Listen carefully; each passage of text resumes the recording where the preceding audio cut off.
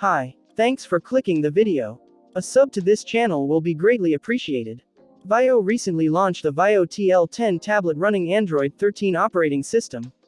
It has very close specification to Alldocube iPlay 50 Pro. I will be comparing the two tablets in this video to see how they are different. Please leave a like and a comment below after watching the video.